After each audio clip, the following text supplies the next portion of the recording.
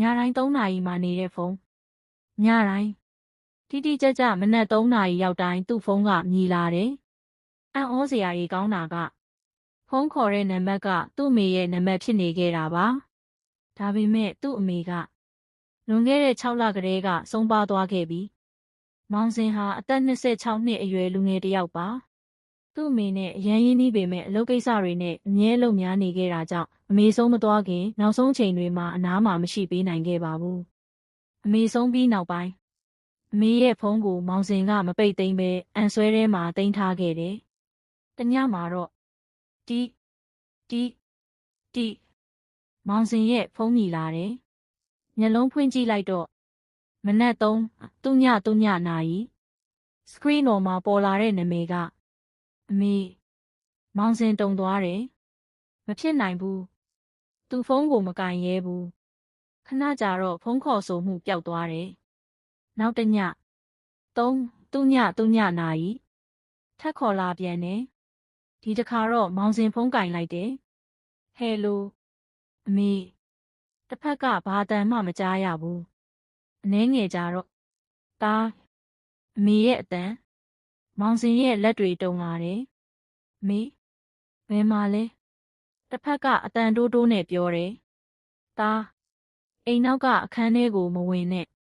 ပြီးတော့ဖုန်းပြတ်သွားတယ်။မောင်စင်အိတ်လို့မရတော့ဘူး။သူ့အိမ်နောက်ဘက်မှာအခန်းဟောင်းတစ်ခန်းရှိတယ်။အမေအသက်ရှင်နေတုန်းကအဲ့ဒီအခန်းကိုဘသူ့ကိုမှမဝင်ခိုင်းခဲ့ဘူး။မနက်ရောက်တော့မောင်စင်အခန်းတကားရှေ့သွားကြည့်တယ်။တကားမှာတော့ခတ်ထားတယ်။အံ့ဩစရာကတကားအောက်ကနေစာအိတ်တစ်အိတ်ထွက်နေတယ်။စာအိတ်ပေါ်မှာသားမဖတ်တင်သေးဘူးလို့အမေရဲ့လက်ရေးနဲ့ရေးထားတယ်။ဒါပေမဲ့မောင်စင်မထိန်နိုင်တော့ဘူး။စာအိတ်ကိုဖွင့်လိုက်တယ်။အထဲမှာစာရွက်တစ်ရွက်နဲ့စပစ်တစ်ခုရှိတယ်။စာရွက်မှာတစ်ခုခုဖြစ်ရင်ဒီဗီဒီယိုကိုကြည့်ပါ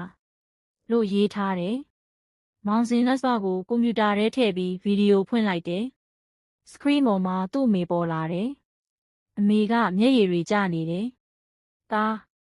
ဒီဗီဒီယိုကိုမင်းကြည့်နေရင်မေမရှိတော့ဘူးဆိုတာသိပြီထင်တယ်။မောင်စင်မျက်ရည်ဝဲလာတယ်။အမေကဆက်ပြောတယ်။မင်းကိုမပြောခဲ့တာတခုရှိတယ်။မင်းဖေဆုံးသွားတာတဘာဝအတိုင်းမဟုတ်ဘူး။မောင်စင်ရုတ်တရက်ရပ်တန့်သွားတယ်။မင်းဖေသေးဆုံးမှုနောက်ွယ်မှာ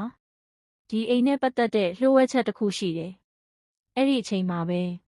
တကားခောက်တန်ထွက်လာတယ်။ဒေါက်မောင်စင်လှည့်ကြည့်လိုက်တယ်။အိမ်ထဲမှာသူတယောက်တည်းတကားကအပြင်ကနေခောက်နေတာပြီးတော့သူ့ဖုန်းကထပ်မြည်လာတယ်။3:00နာရီစကရီးပေါ်မှာအမေမောင်စင်ဖုန်းကင်လိုက်တယ်။တစ်ဖက်ကအမေရဲ့အတန်သားအခုချက်ချင်းအိမ်ကထွက်ဘာလို့လဲအမေတစ်ဖက်ကခဏငြိမ်သွားတယ်။ပြီးတော့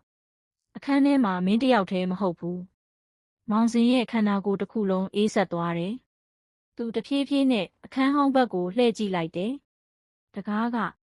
အလိုပွင့်နေပြီ။အခန်းထဲမှာမှောင်မိုက်နေတယ်။မောင်စင်ဖုန်းမီးဖွင့်ပြီးအထဲဝင်လိုက်တယ်။နံရံပေါ်မှာဓာတ်ပုံတွေအများကြီးကပ်ထားတယ်။သူ့အမေသူ့အဖေပြီးတော့မောင်စင်ကိုယ်တိုင်နောက်ဆုံးဓာတ်ပုံတစ်ပုံမှာတော့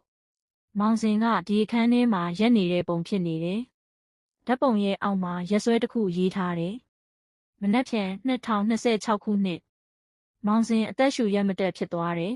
။အဲ့ဒီအချိန်မှာသူ့နောက်ကနေအတန်တစ်ခုကြားလိုက်ရတယ်။သား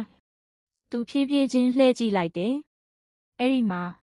သူ့အမေရက်နေတယ်။မောင်စင်ရဲ့ဖုန်းကတော့သူ့လက်ထဲမှာဆက်ပြီးမြည်နေတော့မှစကရီးပေါ်မှာ